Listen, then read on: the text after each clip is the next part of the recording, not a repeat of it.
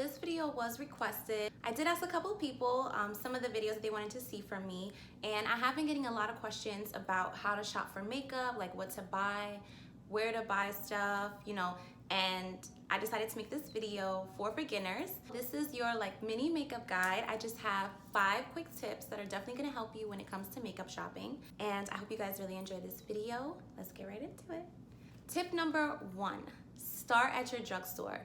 It is so important that you start cheap. There is no rush to get into the biggest brands. I know that it is kind of hard when a lot of the people that you guys may follow are buying these really expensive brands, but the thing about makeup is you are an artist. There's a reason why they call it artistry. So when you start out, are you going to be getting Crayola, or are you gonna go for the most expensive paint that there is? Make it make sense, It's also very easy to kind of shop around in your drugstore as well. There isn't a lot of pressure. There aren't people who are, kind of asking you, do you need help with anything? You can kind of browse without the, feeling like you have to know everything. I do know there are people who do get, almost overwhelmed when they go into a Sephora or a MAC or anything like that. They feel this pressure to know every little thing about makeup, and that's not necessarily the case.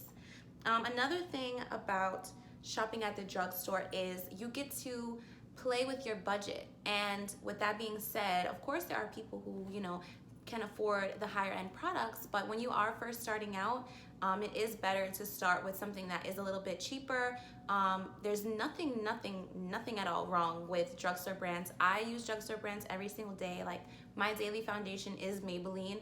Of course, I could use, Lancome and NARS and YSL, but I find that there's really nothing wrong with my Maybelline. It's just as comparable in quality, coverage to higher end brands. So if you're, like I said, not 100% sure and you don't want to invest a whole bunch of money, definitely start your drugstore. Some of my brand recommendations are L'Oreal, Maybelline, e.l.f., Wet n Wild, Milani, which is a really good one, especially for blushes, highlight, bronzer. They're really good. And Rimmel, which is fantastic for mascara. They have cute little palettes that you can get as well. And by your drugstore, I'm from New York, so we have a bigger range of drugstore labeled stores. So wherever you are, wherever you have your discount beauty products, definitely check them out. Beauty supply store, I know Sally's. We don't have a Sally's, but I know there's Sally's, Ulta. You can check at, CVS, Dwayne Reed, Walgreens. All those stores are definitely gonna have a really wide selection of products that you can use on a day-to-day for cheap, of course. Tip number 2, know your skin. It is so important that you know what kind of skin you have, because your skin is what you're applying the foundation, the makeup, the mascara, concealer, whatever it is you're using too. So if you don't know your skin, how are you gonna know how to shop for makeup? And with that being said, when I say know your skin, I mean know if you have combination skin, if you have oily skin, if you have dry skin, if you have normal skin. Those things are really important to know, because that's how you can shop for your makeup. For example, I have drier skin. Well, I think it's dry. It's really not that dry. There are people with much drier skin than I do, but it's dry to me where it gets flaky in the winter time, which is pretty normal for a lot of people. So I have more of a normal to dry skin, I guess you could say. But I do prefer to shop for more moisturizing products. So my foundation, I use, like I said before, I use Maybelline, which is they have 2. They have the Maybelline, I think it's matte. There's a matte version and there's a dewy version. I prefer the dewy version because I do have drier skin, so when I put a lot of product on, it does kind of suck the moisture out. So if I put something that's gonna keep me looking fresh and full of life and have more of a glow, that's what I'm gonna go for. But also, you have to know your skin sensitivities. Skin sensitivity is so important because everyone's skin reacts to different ingredients in a different way. I have really sensitive skin to the point where I can't wear cosmetic jewelry for too many days in a row. It literally will break my skin out into rashes, hives, all types of stuff like that. So just knowing what kind of skin that you have, that you're dealing with, the sensitivities to certain ingredients is really important. Always make sure that you're checking the back of your ingredients for any product that you're about to purchase that's gonna go on your face.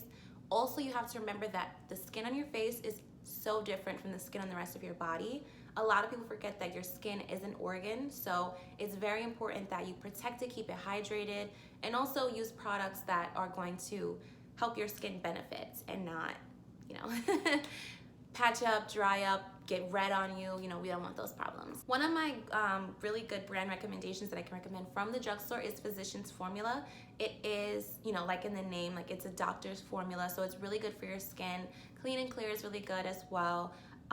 Clinique, of course, they have really, really good makeup products that are really good for your skin. So it's also really important. If you want something higher end, you could definitely try Clinique. It's really a safe bet, honestly. Like if you want to try higher end, but you're worried about your skin, Clinique is like your best bet, honestly, like as far as formula wise. Color wise, I mean, that is debatable. I'm not really familiar with like their shade ranges for makeup products, but as far as their formula goes for being like really good for your skin, I do recommend it. Now, tip number 3, get a consultation. Whether it's at Sephora or Ulta or any store that sells makeup that they do offer consultations, get one. They are free. They are 100% free. You don't have to make an appointment. All you have to do is walk into the store and you can ask one of the staff members there, can I have a consultation? They have consultations from finding your perfect foundation, to analyzing your skin for skincare products, to finding like the best concealer matches for you. They can find anything that you need to know. So definitely use those resources. They do advertise them, but it's kind of like a subtle thing because it takes a little bit more time, and of course it's free, so they got to make their money. But like I said, it's a really, really good tool that they have available to you where you can get the most knowledge. It takes probably like 15 minutes, maybe 20 minutes the most out of your day. But if you're like really, really interested and you want to get invested, it's something I do recommend because you can learn a lot. You can also learn more about like your undertones, like the type of skin that you have. You can learn about that. You can learn about anything. So just ask. Just go in and say, can I get a consultation, or I want to get color matched, or anything like that. I know they also do it at MAC as well.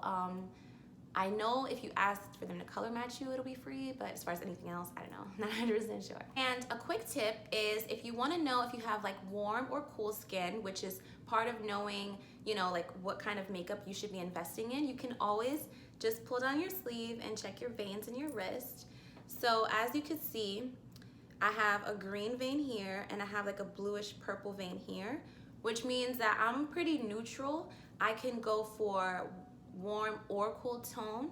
If you have more green veins, you should be investing in more warm tone makeup. So that's like your yellow undertones, your green undertones. Those are really good. If you have more blue veins, you should be investing in more cool tones. But this also plays into like the type of colors that will look nice on your skin as well. So try it out. If you guys do try it out, comment down below what color your veins are. That sounds really weird, but do it. Tip number 4, know what to apply and where. This is so key because I do see that there's people who know what makeup is and know like kind of about where it's supposed to go, but it's really important to know how to apply your makeup, know what products go on what part of your face. That is so important. So I'll kind of break it down for you. So as you can see, this is where my cheekbone is, and above my cheekbone is where my highlight is. And then if you look really close on the apples of my cheeks, where you get the little chipmunk cheeks, that's where you apply your blush. And it may seem confusing because they all kind of condense into one area, but like I said, knowing what to apply and where, there's a reason why we apply our concealer in a triangle shape under our eyes. There's a reason why, we contour our nose going like this. There's like a reason for the mattness and everything. So it's really important to know how you're applying your makeup, where you should be applying your makeup, and of course, what products to apply and where. And of course, our last, final, and most important tip number 5, skin matters most. Like I said before, your skin is the element, it's your canvas, it is supposed to be pure. Like of course the best artwork comes off of a very smooth and clean canvas. So with that being said, you really should invest in your skincare products. Now I know this is kind of like a backtrack on what I said earlier. But like I said, your skin is your canvas. It's what you have to wake up with every single day. It's literally a part of you. So it's important to invest in your skincare, you know, getting quality products, getting the right products for your skin type, your skin conditions, your skin sensitivities, whatever the case may be. You don't have to go out and like make a dermatologist appointment, but you can kind of like get like the basic understanding behind your skin. Even if you go get a facial, you can get a Groupon, super cheap, treat yourself, get a quick little 30-minute facial for cheap on Groupon. Ask the esthetician as many questions as you can to get an analysis of your skin. They're gonna be working on it, so they're gonna be able to tell you, you know, pretty much anything that you need to know. They do have a license and certification to be doing this, so they have a lot of knowledge that they can offer you about your skin. And like I said, invest in really good products. I do not go cheap on skincare. There are times that I have, but overall, I do notice a quality difference in my skin versus, you know, using like drugstore and high-end products. Right now, the products that I'm using for my skin are First Aid Beauty. They are a little pricey. They can be found at Sephora. I think they can also be found at Ulta, but their skin products are really good. I have, like I said, sensitive skin. I have used higher end products that are for sensitive skin, and they actually broke me out. And like First Aid Beauty has been like one of the best products for me. Again, Clinique is another face cleanser that I swap out every now and again. But I will say one of my favorites from the drugstore that hasn't caused me any problems, and it's something that I fall back on if I'm feeling, you know, just a little cheap and I just want to get something like super big for like $10. I will use Clean and Clear, and I will specifically get their exfoliating scrub for blackheads, because I do get like really deep blackheads on my nose. Oh, they're so like annoying, but that definitely helps me with my skin. And yeah, quality skin is definitely gonna make a difference. Another tip, something that you can implement in your day-to-day life, super easy, is drink your water. Drink your water, babe. You have to drink your water. Drinking water every single day is definitely gonna show a new clarity in your skin.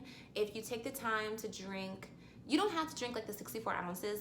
What I've been told by a doctor is you have to be able to put out as much as you put in. So like I said, if you cannot pee, I guess, 64 ounces worth of water in a day, you know, you don't have to put that much in you, but it, you know, because if you keep it in, you're gonna bloat. So you gotta get it out somehow.